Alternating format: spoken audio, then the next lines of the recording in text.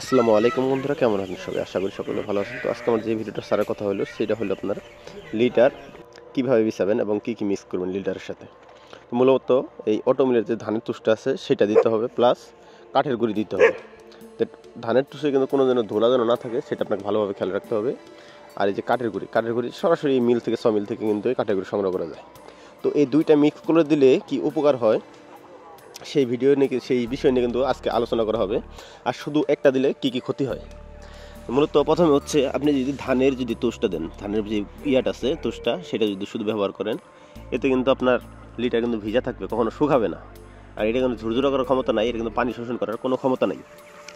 আর আপনি যদি এভারেজ করে দেন, যেমন ধানের গুঁড়ি প্লাস ওই কাঠের গুঁড়োটা যদি এভারেজ করে দেন, এই হিসাবে আপনার দেখা যায় এই যে লিটারের যে আপনার গ্যাসটা আছে একদম গ্যাস হবে না, সম্পূর্ণ গ্যাস নিরাময় করে দেবে, একদম কোনো গ্যাস নাই। প্লাস লিটারটা আপনার শুকনো থাকবে, ঝুরঝুরে থাকবে, আপনার মুরগির ওজন বৃদ্ধি পাবে। এবং কোনো লিটার থেকে যে আপনার অ্যামোনিয়া গ্যাস হয়ে যে মুরগির রোগ জীবাণু ছড়ায় কিংবা গ্যাস খায়, অনেক সমস্যা হয়। এটা কিন্তু আপনার কোশমিন কালো হবে না, কোনো চিন্তা করতে হবে না এই বিষয় নিয়ে। আপনি যদি কাঠের গুঁড়ি প্লাস ধানের তুষ একসাথে যদি ব্যবহার করতে পারেন। আর যদি বলেন যে না, শুধু আমি কাঠের গুঁড়ি ব্যবহার করবো, এই বিষয়ে একটা খারাপ দিক আছে। যখন শুধু আপনি কাঠের গুঁড়ি ব্যবহার করবেন তখন কিন্তু এটা আপনার ঝুরঝুরা করার ক্ষমতা থাকবে না, এটা কিন্তু তখন চাপড়া চাপড়া হয়ে যাবে, প্লাস ভিজে যাবে তাড়াতাড়ি, শোষণ করার ক্ষমতা কিন্তু থাকবে না।